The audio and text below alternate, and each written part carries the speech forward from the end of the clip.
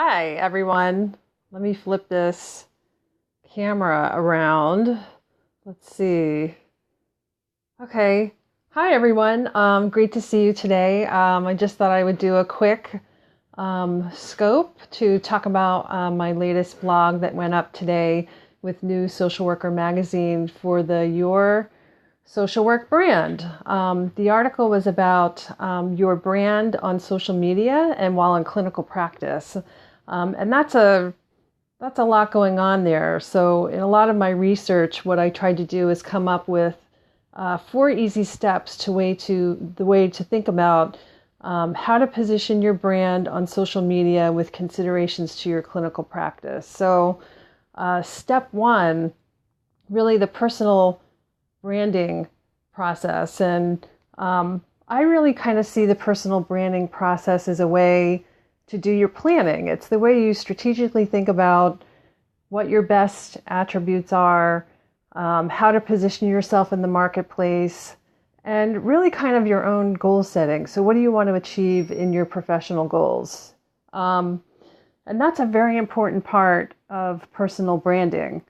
The second step I see is so important. It's the social media policy. And in a lot of the readings that I did, Dr.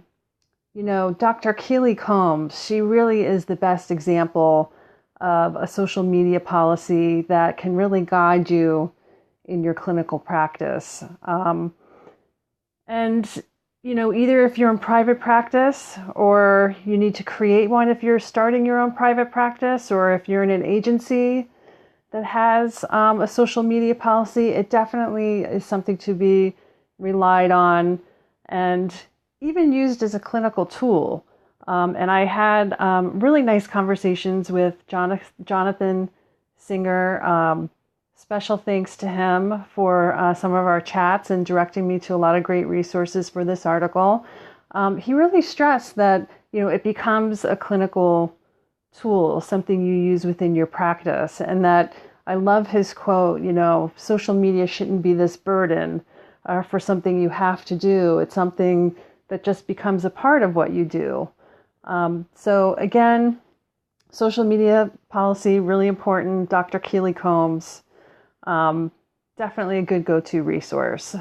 Step 3, I felt like, as I was putting this article together, if you have steps 1 and 2 well nailed down, I kind of consider it's like a really great foundation for you to kind of move forward, promote your brand, and kind of get out there.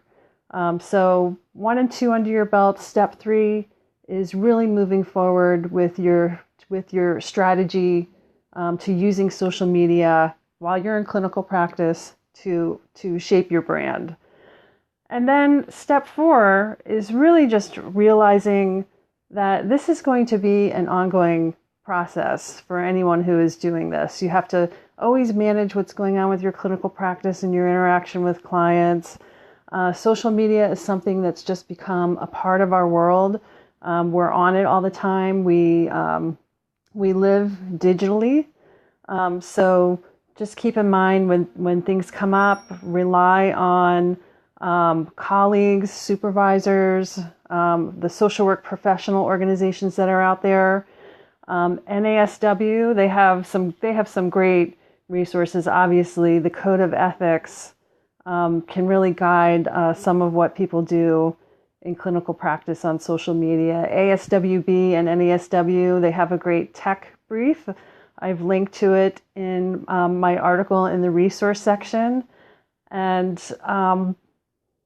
I think in our profession, there are a lot of great resources that we can do all of this really well. There's Dr. Julie Hanks. She has a really great article that I linked to that talks about how social media can really be used to gain trust of your future and current clients, because really it's a way that you're displaying all of your great expertise and what you're good at. And it could be a way for clients, even before they meet you, to get to know you and say, hey, I really feel like this clinician, they know their stuff. So I hope you enjoyed the article. Couple of other points in the article that I just wanted to highlight really quickly.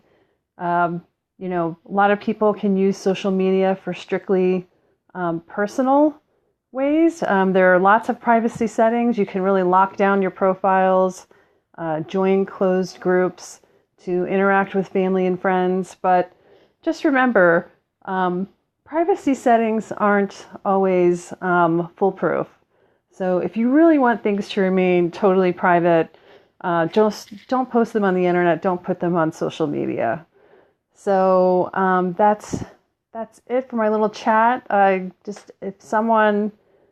see 9 people are on. If you guys have questions, but if you don't, you can always submit questions via a form that New Social Worker Magazine and Linda Groman have set up on the Your Social Work Brand pages. You can submit a question about how to develop your personal brand. I'll answer it.